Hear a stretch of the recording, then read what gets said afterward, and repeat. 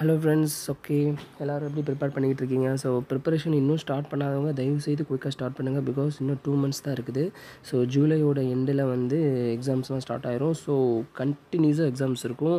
நம்ம எப்படி சொல்ல, ஒரு டெஸ்ட்டு போட்டு அதை ரிவ்யூ பார்க்கறது கூட டைம் இருக்காது. ஸோ பிகாஸ் அடுத்த எக்ஸாம்ஸ்க்கான மெயின்ஸு, ஜிகே ரிவிஷன் சொல்லிட்டு இப்படியே போயிடும். இந்த இதில் குவான்ஸ் ரீசனிங்கு டைமே இருக்காது. ஸோ கவனமாக டைமை ரொம்ப யூஸ்ஃபுல்லாக வச்சுக்கோங்க. ஸோ வேஸ்ட் பண்ணாதீங்க. அதாவது எப்படி சொல்ல, ரிலாக்ஸேஷன் டைம் அப்படின்றத தாண்டி ஒரு டைம், எந்த டைமையும் வேஸ்ட் பண்ணாதீங்க. ஸோ குயிக்காக ரிவிஷன் அண்ட் குயிக்காக ப்ரிப்பரேஷன் எல்லாத்தையும் வந்து கம்ப்ளீட் பண்ணுங்கள். ஓகேவா? ஸோ இப்போ நம்ம வீடியோவில் ப்ராஃபிட் அண்ட் லாஸோட கான்செப்ட் போய்கிட்டு இருந்திருக்கு. ஸோ இப்போ அதுக்கு அடுத்தபடியாக இந்த ப்ராப்ளம். ஓகேவா? ஸோ இப்போ இதை சால்வ் பண்ணி பாருங்கள்.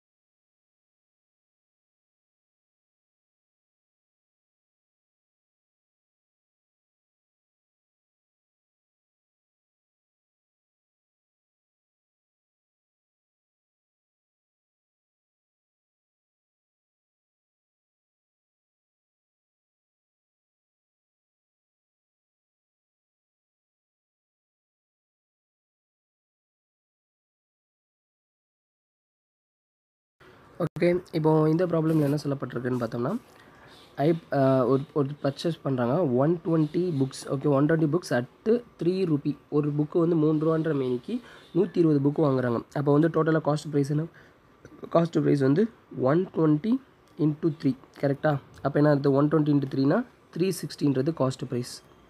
Okay, 360 cost price.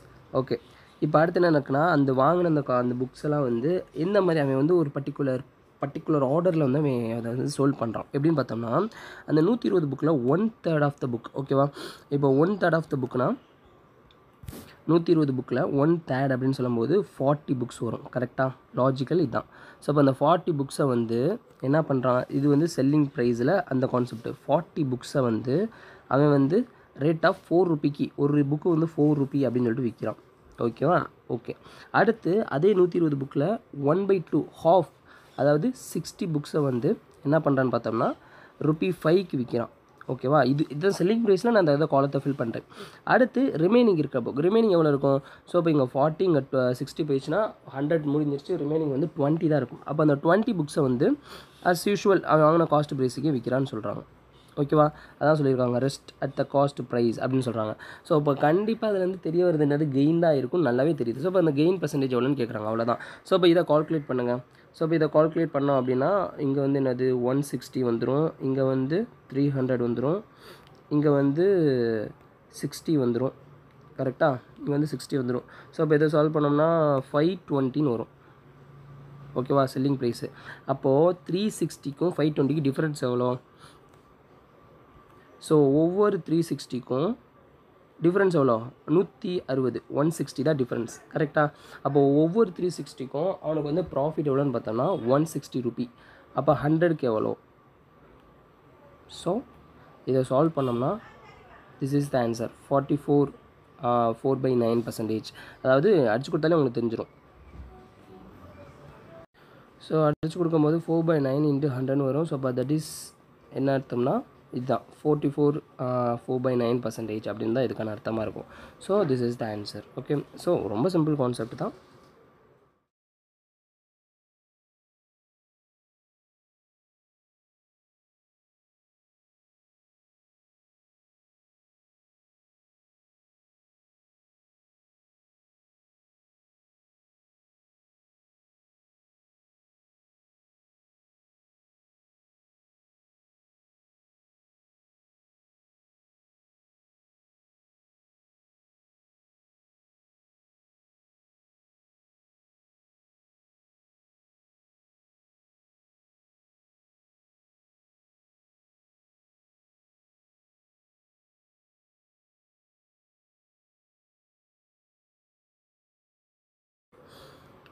ஓகே, இப்போது இந்த சம் பார்ப்போம்.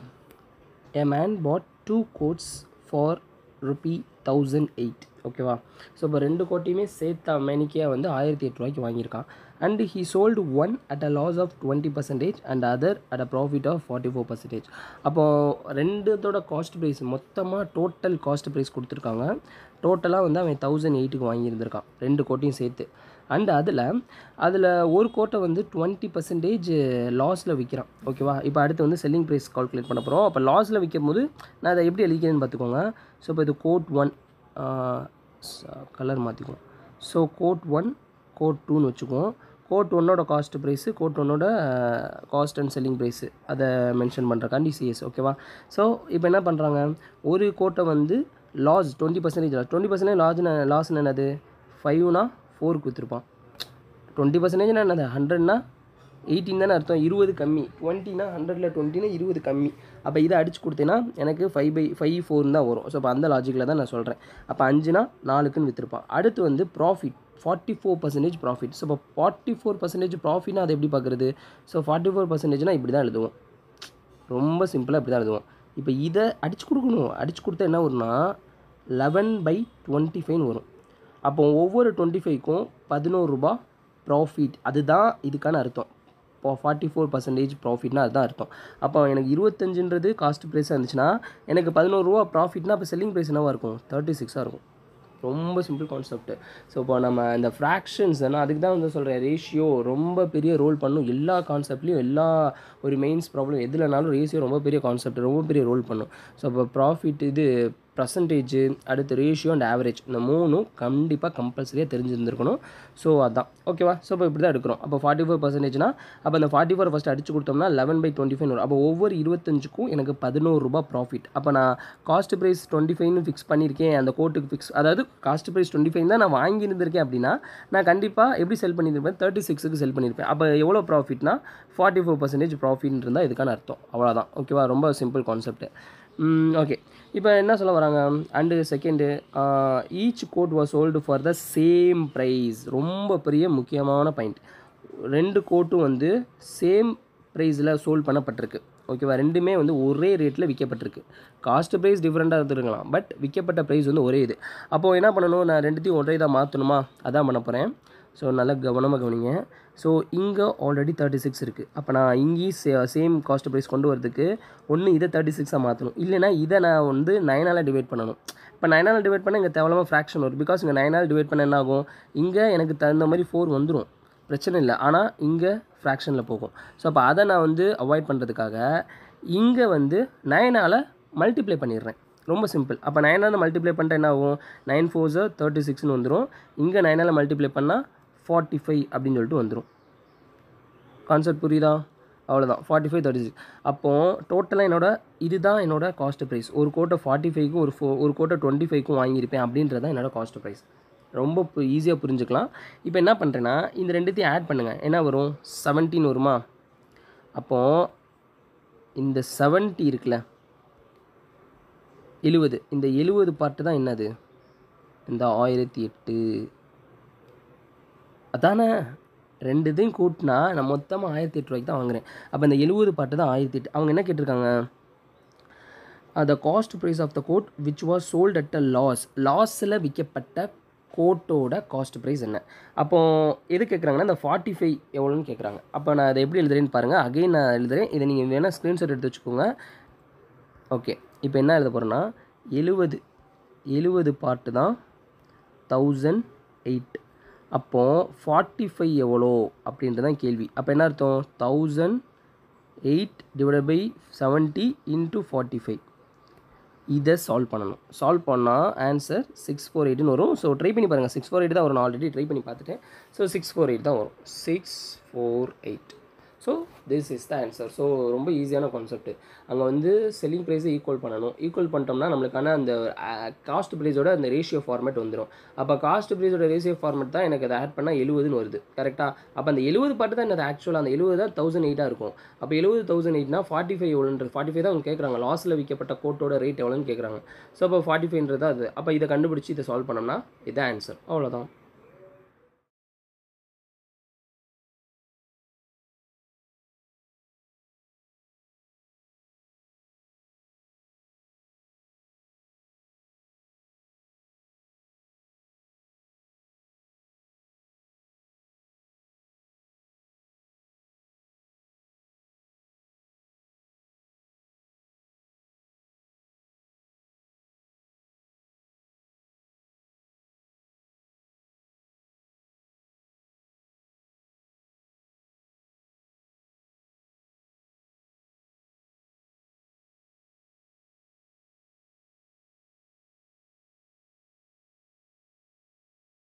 ஓகே. இப்போ இந்த இதில் என்ன சொல்ல வராங்க? இஃப் த ப்ரைஸ் நம்ம ஆல்ரெடி பார்த்துருப்போம். இஃப் த ப்ரைஸ் வந்து அதாவது ப்ரைஸ் ரெடியூஸ் ஆச்சுன்னா அப்போ பர்ச்சேசிங் கூடும். அந்த இதில் ஒரு அது அந்த டைப்பில் ஒரு ப்ராப்ளம். ஓகேவா? If the price of the eraser is reduced by 25%. Okay, எழுதிருங்க, அப்படியே எழுதிருவோம். ஸோ ப்ரைஸ் ருபீஸ், அப்போ கண்டிப்பாக பர்ச்சேசிங் இது எழுதிடணும். So if the price of the eraser reduced by 25% என்னது? 4 இருந்தது, ₹3 குறைஞ்சிருச்சு. 25% என்னது? எப்படி எழுதுவோம்? 25/100 தானே எழுதுவோம். அப்போ இதை அடிச்சு கொடுத்தோம்னா என்னது? 1/4ன்னு வரும். அப்போ 4 இருந்த காஸ்ட் ப்ரைஸ் ₹1 குறைஞ்சிருச்சுன்னு அர்த்தம். 3/4 அந்த இதை தான் நான் இப்படி எழுதியிருக்கேன். புரிஞ்சா? ஸோ கவனமாக எப்படி எழுதுறோன்றதான் முக்கியம். ஸோ நம்ம ஒன்ஸ் கற்றுக்கிட்டோம்னா புரிஞ்சிடும். இது நான் என்னடா குண்டாமணிக்கு எழுதுறேன் அப்படின்னு சொல்லிட்டு நினைக்காதீங்க. ஸோ அந்த லாஜிக்கை நம்ம கற்றுக்கிட்டோன்னா ஈஸியாக புரிஞ்சிடும். ஓகேவா? அதுதான். அப்போ வந்து 4 இருந்தது ₹3. அப்போ வந்து கண்டிப்பாக பர்ச்சேசிங் என்ன ஆகும்? அப்படியே இதோட இன்வர்ஸ் ஆகும். அப்போ வந்து 3 இருந்தது கண்டிப்பாக கூடியிருக்கும். பர்ச்சேசிங் 4 கூடியிருக்கும். ஸோ இப்போ இந்த கூடுனதுக்கான அவங்க அந்த அந்த ஆக்சுவலாக எவ்வளோ கூடியிருக்குன்றதை இப்போ கொடுத்துருக்காங்க. என்ன கொடுத்துருக்காங்க பாருங்கள். A person can buy 2 more erasers. அப்போ அந்த கூடுதல் இந்த ஒரு பார்ட் இருக்குல்ல, இந்த ஒரு பார்ட்டு தான் 2 more erasers. பிகாஸ் நம்ம வந்து இது ஆக்சுவல் ஃபார்மெட் இப்படி தான். இப்போ ₹4 இருந்தது ₹3 குறையுதுன்னா அப்போ 3 வாங்கிட்டு இருந்த இடத்துல அவன் 4 வாங்கியிருப்பான். இது இன்வெர்ஸ்லி இது வந்து ப்ரொபோஷனல். இப்போ இதுதான் கான்செப்ட். ஸோ இப்போ இதை நம்ம அண்டர்ஸ்டாண்ட் பண்ணுறதுக்கு டெஃபினட்டாக ரேஷியோ படித்தே ஆகணும். அவ்வளோதான். ஸோ இப்போ இதான் இன்வெர்ஸ்லி கான்செப்ட். அப்போ வந்து இது இப்போ இதுலேருந்து நான் எக்ஸ்பெண்டிச்சர் சொல்கிறேன். என்ன எப்படி சொல்லுவேன்? ஸோ இப்போ number of items into each ஐட்டத்தோட ரேட், அவ்வளோதான். அப்போ இது ரெண்டையும் மல்டிப்ளை பண்ணால் 12. அப்போ எக்ஸ்பெண்டிச்சர் சேமா? இங்கேயும் மல்டிப்ளை பண்ணால் 12. எக்ஸ்பெண்டிச்சர் சேமா? ஸோ இப்போ கண்டிப்பாக சேம் அமௌண்ட் தான் கொடுத்துருக்கான். நம்ம வந்து மேபி ஒரு சில சம்மில் வந்து எக்ஸ்பெண்டிச்சர் டிஃப்ரெண்ட்டாக இருந்தால் என்ன பண்ணுவோம் அப்படின்ற மாதிரிலாம் அப்ரோச் இருக்கும். பட் இந்த இடத்த பொறுத்தளவுக்கு நம்மளுக்கு எக்ஸ்பெண்டிச்சரை பற்றி எதுவும் சொல்லலாம். அப்போ எக்ஸ்பெண்டிச்சர் சேம் தான். அப்போ சேம்ன்ற இடத்துல இப்போ என்ன எப்படி கான்செப்ட் எப்படி ஃபார்மேட் வரும்? ஸோ இப்போ 4ன்ற இடத்துல ₹4 இருந்தது ₹3 மாறுதுன்னா அப்போ கண்டிப்பாக 3 பொருள் வாங்கின இடத்துல 4 பொருள் வாங்குவான். அப்போ இந்த டிஃபரன்ஸ் இந்த ஒரு பாட்டு இருக்குல்ல, இந்த ஒரு பாட்டு தான் 2. அப்போ என்ன அர்த்தம்? ஆக்சுவலாக எவ்வளோக்கு வாங்கியிருந்திருப்பானா? மொதல் 6 எரேசரை வாங்கினவன் இப்போ 8 வாங்கியிருப்பான். பிகாஸ் ஒரு பார்ட் 2னா 3 பார்ட் 6, 4 பார்ட் 8 வாங்கியிருப்பான். அப்போ என்ன கேட்குறாங்க? How many erasers are available for ₹1 after it. அவ்வளோதான், சம்மு முடிஞ்சு. இதுதான் answer. ₹8. This is the answer. அவ்வளோதான்.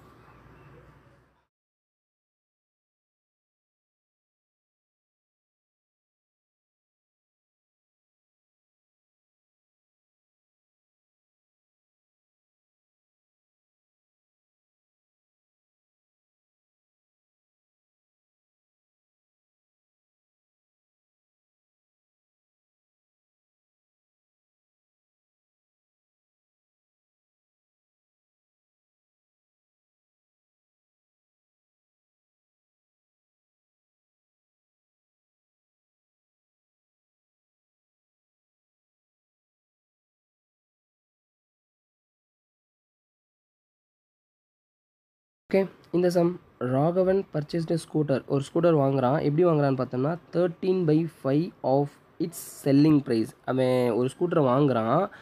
எந்த மாதிரி அடிப்படையில்னா அவன் விற்கிறதுக்கு 13.15%. ஓகே நான் எப்படி சொல்கிறேன்? நான் சொல்கிறத கரெக்டாக சொல்கிறேன். ஒரு ஸ்கூட்டரோட காஸ்ட் ப்ரைஸு எப்படி இருக்குன்னா 13/15 ஆஃப் அதோட செல்லிங் ப்ரைஸுக்காக இருக்குது. அவ்வளோதான், இதான் சொல்ல வருது. அப்போது எப்படி சொல்லிடலாம் ஈஸியாக? அப்போ இந்த செல்லிங் ப்ரைஸ் இங்கே டிவைடில் வந்துருச்சு அப்படின்னா இது கேன்சல் ஆயிருமா? அழிச்சிரும். ஸோ செல்லிங் ப்ரைஸ் கீழே வந்துருச்சு. அப்போ என்ன அர்த்தம்? ஒரு ஸ்கூட்டரோட செல்லிங் ப்ரைஸ்ன்றது 15 இருந்துச்சுன்னா அதோட காஸ்ட் ப்ரைஸ் வந்து 13 இருக்கும். அப்போ வந்து கண்டிப்பாக ஒரு கிட்டத்தட்ட ப்ராஃபிட் வச்சு தான் விற்கிறான். அதுதான் அவங்க சொல்ல வராங்க. ஒரு ஸ்கூட்டரோட பர்ச்சேசிங் ரேட் வந்து அதோட செல்லிங் ரேட்டுக்கு 13/15 இருக்குது அப்படின்ற மாதிரி சொல்கிறாங்க. அவ்வளோதான். இப்படி விற்கப்படுற அந்த ஸ்கூட்டரே இன்னும் sold it 12% more then it's. அப்போ ஆல்ரெடி ப்ராஃபிட்டில் தான் இருக்குது. இன்னும் 12% மோரில் நம்ம வச்சு விற்கிறோம்னா அப்போ அதோட கெயின் எவ்வளோன்னு கேட்குறாங்க. அப்போ எப்படி எழுதிக்கலாம்? ஸோ இதையுமே வந்து அகைன் இப்படி எழுதுறேன் பாருங்கள். Cost price selling price. இது செல்லிங் ப்ரைஸ் 1ன்னே வச்சுக்குவோம். என்ன அர்த்தம்? 13 இருந்தது 15க்கு விற்கிறேன். ஓகே, இப்போ அடுத்து என்ன பண்ணுறேன்னு பார்த்தோம்னா செல்லிங் ப்ரைஸ் 2 ஒன்று வரப்போகுது. எப்படி வரப்போகுதுன்னா 12% மோர். இப்போது இதுக்கு 12% மோர் பார்க்குற மாதிரி. அப்போ வந்து இதையுமே நான் ரேஷியோ ஃபார்முலா எப்படி பண்ணுறேன்னா 12%ன்றதை ஸோ இப்போ 12% அப்படின்றது என்னது? 12/100. 12/100 அடிச்சு கொடுத்தோம்னா 3/25 கரெக்டாக. அப்போது ஒவ்வொரு ₹25 எனக்கு ₹3 ப்ராஃபிட்னா அப்போது எனக்கு ஆக்சுவலாக எவ்வளோக்கு விற்றுருந்துருப்பேன்? 28க்கு விற்றுருப்பேன். இதானே? அப்போ என்ன அர்த்தம் இங்கே 25 வந்துச்சு. இப்போ நான் 25க்கு விற்றுருந்தேன்னா அதுக்கு ₹3 ப்ராஃபிட் வச்சு அகெயின் ₹3 ப்ராஃபிட், அப்போ 28 இப்படி போட்டுருவேன். அப்போ என்ன பார்த்தோம், நம்மளோட ரேஷியோ கான்செப்ட் படி இந்த ரிமைனிங் கேப்பை ஃபில் பண்ணணுமா? அப்போ அதை ஃபில் பண்ணுறேன். இங்கே உள்ள 15 வந்துடும், இங்கே உள்ள 25 வந்துடும். இப்போ ஒரு புது கான்செப்ட் மாதிரி, புது கான்செப்டில் ஆல்ரெடி இருக்கிறது தான். ஸோ இப்போ ரேஷியோ படி என்ன பண்ணலான்னா, இந்த சேம் டேபிளில் வரதை அடிச்சு கொடுத்துடலாம்.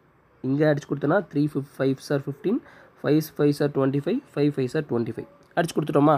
அப்போ ரிமைனிங் இருக்கிறத மல்டிப்ளை பண்ணி போட்டுறணும். ஸோ மல்டிப்ளை பண்ணுங்கள். ஸோ இங்கே மல்டிப்ளை பண்ணுன்னா 13 5 sir 65 is 2, 15 5 sir 75 is 2, 3 28 sir 84.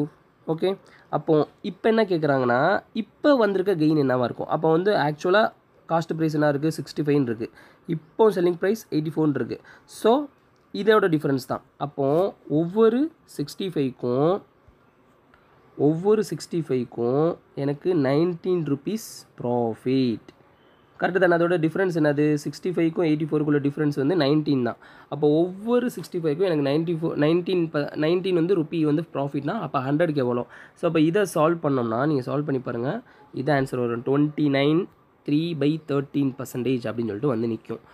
So this is the answer. So இப்போ அந்த ஃபார்மேட் ரேஷியோ இல்லாமல் எந்த சம்மும் இருக்காது, பெர்சன்டேஜ் இல்லாமலேயும் எந்த சம்மும் இருக்காது, அண்டு ஆவரேஜ் நம்ம பார்க்காமையும் எந்த சம்மும் இருக்காது. ஸோ ஆவரேஜ் கூட விடுங்களேன், இந்த ரேஷியோ பர்சன்டேஜ் வந்து எப்படி சொல்ல, அண்ணன் தம்பிங்க மாதிரி அவங்க இல்லாமல் கண்டிப்பாக முடியாது. ஸோ இப்போ பர்சன்டேஜுமே ரேஷியோ மாற்றுவோம், ரேஷியோவே பர்சன்டேஜாக மாற்றுவோம். ஸோ இப்படியே ஒன்றுக்கு ஒன்று வந்து அப்படியே மாறிக்கிட்டே இருக்கும். ஸோ அதனால் இதுதான் கான்செப்ட். இந்த கான்செப்ட் வந்து நம்ம ரேஷியோலே பார்த்துருப்போம். அதாவது சேம் டேபிள்ஸில் வந்து அடி கொடுக்க, அதாவது எப்படி சொல்ல, எல்லாத்துலேயும் காமனாக வரணும். இப்போ எல்லாத்தையும் இப்போ இங்கே 5னா இங்கேயும் 5 வரும், இங்கேயும் 5 வரும். ஸோ இப்போ இங்கே 4 வந்துட்டு நம்ம அடிச்சு கொடுத்தோம்னா அது வேலைக்காகாது. எல்லாத்துலேயும் காமனாக வர மாதிரி தான் அடிச்சு கொடுக்கணும். ஓகேவா?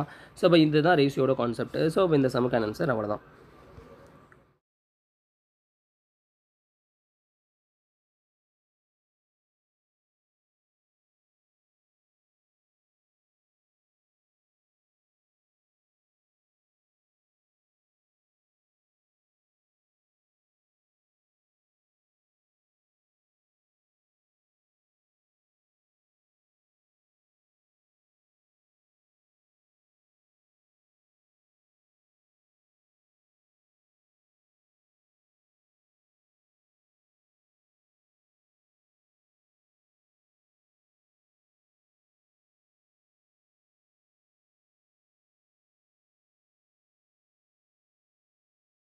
ஓகே, இந்த கான்செப்ட் வந்து கொஞ்சம் ட்விஸ்டடாக இருக்க மாதிரி இருக்கும். ஆனால் எப்படி சொல்ல, அண்டர்ஸ்டாண்டபிள் தான் எல்லாமே. கரெக்டாக? ஸோ இப்போ நல்லா கவனிச்சுக்கோங்க.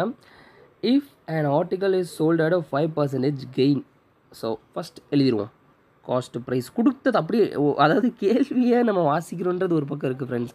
பட் ஒரு சில நேரம் வந்து நம்ம கேள்வி கொஞ்சம் லென்த்தியாக வாசிச்சு அது கொஞ்சம் லேக்காக இருந்துச்சுன்னா அந்த கேள்வி அட்டன் பண்ணவே தோணாது. ஆனால் அதுக்கு பதிலாக கொடுத்ததை அப்படி டக்குன்னு அந்த இன்ஸ்டன்ட்லேயே வந்து எழுதிக்கிட்டே வந்துட்டோம்னு வச்சுக்கோங்களேன், ஒரு ஐடியா கிளாரிட்டி கிடச்சிடும். அதாவது அங்கங்கே பிரித்து போட்ட மாதிரி ஆயிரும். கேள்வியே 2 துண்டாக பிரித்து போட்ட மாதிரி. அப்போ பிரித்து போட்டோம்னா ஈஸியாக அதை வந்து திருப்பி அகைன் நம்மளுக்கு வந்து மேட்ச் பண்ணுறது ரொம்ப ஈஸியாகிடும். ஸோ இப்போ இதுதான் கேட்டிருக்கேன். அப்போ தேவையில்லாத டேட்டாவில் நம்ம ஒமிட் பண்ண மாதிரி ஆயிரும். ஸோ இப்போ ஃபஸ்ட்டு அந்த கேள்வியை வந்து துண்டாக பிரித்து போட்டணும். அப்போ எந்த டேட்டா தேவை, எந்த டேட்டா தேவையில்லைன்றது அதுலேருந்து தெரிஞ்சிடும். ஸோ இப்போ நம்ம மொத்தமாக உட்காந்து பார்த்து அப்ரோச் பண்ணணும்னு சொல்லிட்டு அது அப்படியே டைம் தான் வேஸ்ட் ஆகும். ஸோ இப்போ அதான், அப்போ கொடுக்கறத அப்படியே டக்குன்னு எழுதிருங்க. If an article is sold at 5% gain, அப்போ கெயின்னா 5% என்னது, 5/100% அடிச்சு கொடுத்தோம்னா 1/20. அப்போ ஒவ்வொரு 20க்கும் எனக்கு ₹1 கெயின். கரெக்டாக? அப்போ வந்து நான் 20ன்றது காஸ்ட் ப்ரைஸ்னால் கெயின் வந்து 21 இருக்கும். அதாவது என்னோட செல்லிங் ப்ரைஸ் 21 இருக்கும். சிம்பிள். இது எழுதிட்டேன். அடுத்து என்ன சொல்கிறேன்னா, இது நான் வந்து கெயினுக்கு தான் விற்றுருக்கேன். ஆனால் ஆக்சுவலாக நான் என்ன எதுக்கு விற்கணும் இருக்குமா, 5% லாஸில் விற்றுருந்துருக்கணுமா. இப்போ 5% லாஸ்ன்னு என்ன அர்த்தம், இப்போ ₹20 ₹1 லாஸ். அப்போ நான் ஆக்சுவலாக எவ்வளோக்கு விற்றுருந்துருக்கணும், SP2 படி, இது SP1, இது 2 படி பார்த்தோம்னா 19க்கு தான் நான் விற்றுருந்துருக்கணும். ₹1 லாஸு. இதுதான் கான்செப்ட் தான் தெளிவாக புரிஞ்சுக்கணும். நான் வந்து இப்போ கெயினுக்கு விற்றுருக்கேன், ஆனால் ஆக்சுவலாக நான் எதுக்கு விற்றுருந்துருக்கணும்னா லாஸுக்கு விற்றுருக்கணும். 5% லாஸ். 5% லாஸ்னால் 20க்கு ₹1 லாஸில் விற்றுருந்துருக்கணும். ஸோ இப்போ நான் கெயினுக்கு விற்றனால இப்போ எனக்கு கிடைச்ச ப்ராஃபிட் என்னன்னு சொல்கிறாங்க, 5 more. எப்படி கிடச்சதை காட்டிலும் இப்போ கிடச்சப்பட்ட ப்ராஃபிட் 5 more. அப்போ என்ன அர்த்தம்னா, எதுலேருந்து அப்போ கால்குலேட் பண்ணணும், இதுக்கு நான் ரெண்டுத்துக்குள்ள டிஃப்ரென்ஸ் 5 அப்படின்றது கிடையாது. அது கிடையாது. எதுக்கு நடுவில் இருந்து பார்க்கணும்னா இது ரெண்டுத்துக்குள்ள டிஃப்ரென்ஸை பார்க்கணும். இது ரெண்டுத்துக்குள்ள டிஃப்ரென்ஸ்னால் 2. இந்த 2 பார்ட் தான் நம்மளோட ப்ராஃபிட் 5. அப்போ ஒரு பார்ட் என்னது 5/2. இப்படி இதை தான் பார்க்கணும். ஸோ ட்விஸ்டட் பாயிண்ட்ன்றது இதுதான். ஸோ இப்போ நம்மளுக்கு வந்து கெயின்ன்றது ஆல்ரெடி கெயினில் விற்றுருந்தோம். ஓகே, இப்போ இந்த ஒரு ரேட்டு தான் நம்ம கெயினில் விற்கிறோன்னா ஓகே. ஆனால் நம்ம ஆக்சுவலாக என்ன விற்றுருந்துருக்கணும், நம்ம லாஸில் விற்றுருந்துருக்கணும். லாஸில் விற்கிறதுக்கு பதிலாக இப்போ நான் கெயினில் விற்கிறனால இங்கே வர இந்த டிஃப்ரென்ஸ் இருக்குல்ல, இந்த 2 ரூபி டிஃப்ரென்ஸு, இந்த 2 ரூபி தான் ஆக்சுவலாக எனக்கு கணக்கில் சொல்லப்பட்ட 5 ரூபி. அப்போ ஒரு பார்ட் எவ்வளோன்னு பார்த்தோன்னா 5/2. இங்கே என்ன கேட்டிருக்காங்க, find the cost price of the. அப்போ இந்த 20 பார்ட் என்ன கேட்குறாங்க, அப்போ வந்து ஒரு பார்ட்டு 5/2. அப்போ 20 பார்ட் என்ன, 20 × 5/2. இதை அடித்து கொடுத்தோம் அப்படின்னா answer 50. So this is the answer. கவனமாக. ஸோ இப்போ இந்த இடத்துல நம்ம அப்படியே அதை அப்படியே விட்டுட்டோம்னா ஆன்சர் 100க்கு போயிடும். பிகாஸ் இப்போ இங்கே பாருங்களேன், நம்ம இந்த பார்ட்டு தான் ஒரு சும்மா காட்சிக்கு இந்த பார்ட், இந்த ஒரு டிஃப்ரென்ஸ் இருக்குல்ல, இந்த ஒரு பார்ட்டு தான் வந்து 5ன்னு வச்சுக்கிறோம். அப்போ ஒரு பார்ட்டு தான் 5னா அப்போ 20 பார்ட் எவ்வளோ, 20 × 5 100ன்னு சொல்லிட்டு ஆன்சர் கிளிக் பண்ணிடுவோம். ஸோ அப்போ 100 ஆன்சர் கிடையாது. ஸோ இது கிடையாது. கரெக்டாக?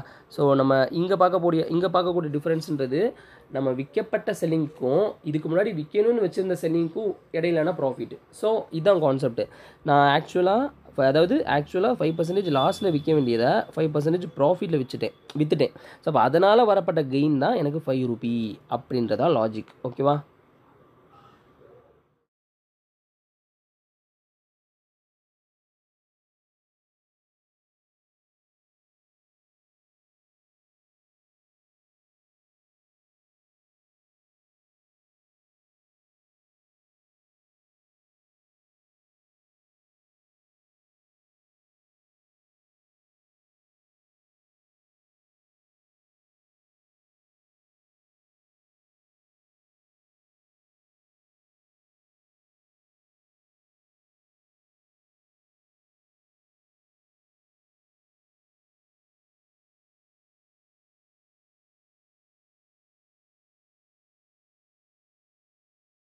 ஓகே, அப்படியே ப்ரீவியஸ் சம் மாதிரி தான். ஸோ வேறு ஜஸ்ட்டு வந்து பர்சன்டேஜ் தான் வேறு டிஃபராக இருக்கே தவிர மித்தபடி கான்செப்ட் எல்லாம் ப்ரீவியஸ் மாடல். So try பண்ணியிருந்தீங்களா?